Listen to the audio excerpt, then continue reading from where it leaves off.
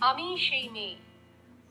বাসে, ট্রেনে, ট্রামে, রাস্তায় যাকে আপনি রোজ দেখেন, যার শাড়ি, কপালের টিপ, কানের দুল আর পায়ের গোড়ালি আপনি রোজ দেখেন, আর আরো অনেক কিছু দেখতে পাবার স্বপ্ন দেখেন। স্বপ্নে যাকে ইচ্ছে মতন দেখেন, আমি সেই মেয়ে। বিহারের প্রত্যন্ত গ্রামে দিনের আলোয় যার ছায়া মাড়ানো আপনার ধর্মে নিষিদ্ধ, আর রাতের গভীরে যাকে বস্তি থেকে তুলে আনতে পাইক বরকন্দাজ পাঠান আপনি, আর সুসজ্জিত বিছানায় যার জন্য অপেক্ষায় অধীর হয় আপনার রাজকীয় লাম্পট্য, আমি সেই মেয়ে। আমি সেই মেয়ে। আসামের চা বাগানে ঝুপড়ি কামিন বস্তি থেকে যাকে আপনি নিয়ে যেতে চান সাহেবী বাংলোয় মধ্যরাতে। ফায়ার প্লেসের ঝলসে ওঠা আলোয় মোদির চোখে দেখতে চান যার অনাবৃত শরীর, আমি সেই মেয়ে। রাজস্থানের শুকনো উঠোন থেকে পিপাসার জল আনতে যাকে আপনি পাঠিয়ে দেন 10 মাইল দূরের সরকারি ইদারায়, আর 20 মাইল হেঁটে ক্লান্ত বিধ্বস্ত যে রমণী খরা কাঁখে ঘরে ফিরলেই যাকে বসিয়ে দেন চুলার আগুনের সামনে আপনার রুটি বানাতে, আমি সেই মেয়ে। আমি সেই মেয়ে যাকে নিয়ে আপনি মগ্ন হতে চান গঙ্গার ধারে, কিংবা ভিক্টোরিয়ার সবুজে, কিংবা সিনেমা হলের নীল অন্ধকারে, যার চোখে আপনি এঁকে দিতে চান ছোট স্বপ্নের কাজল, আর ফুরিয়ে যাওয়া সিগারেটের প্যাকেটের মতো যাকে পথের দুপাশে ছুঁড়ে ফেলে আপনার ফুল সাজানো গাড়ি শুভ বিবাহ সুসম্পন্ন করতে ছুটে যায় শহরের পথে।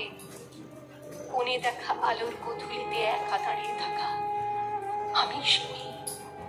আমি সেই মেয়ে, এমনকি দেবতাও যাকে ক্ষমা করেন না। অহংকার আর শক্তির দম্ভে যার গর্ভে রেখে যান কুমারীর অপমান, আর চোখের জলে কুন্তি হয়ে নদীর জলে ভাসিয়ে দিতে হয় কর্ণকে, আত্মযোগে, আমি সেই মেয়ে। সংসারের অসময়ে আমি ভরসা।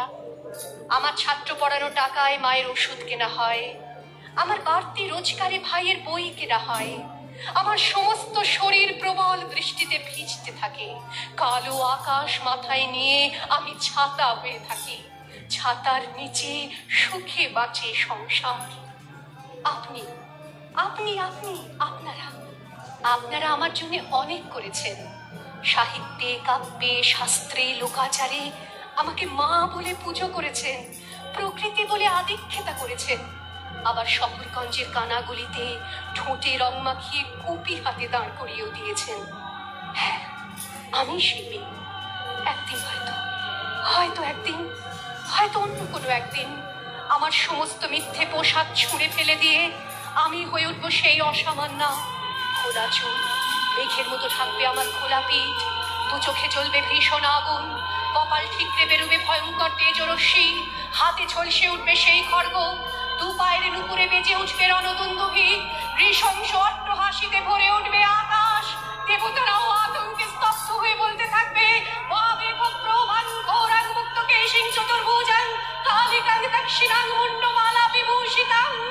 বিভৎস দাবানলের মতো আমি এগোতে থাকবো, আর আমার এগিয়ে যাবার পথের দুপাশে মুন্ডহীন অসংখ্য দেহ ছটফট করতে থাকবে। সভ্যতার দেহ, প্রগতির দেহ, উন্নতির দেহ, সমাজের দেহ। হয়তো আমি সেই মেয়ে, হয়তোবা।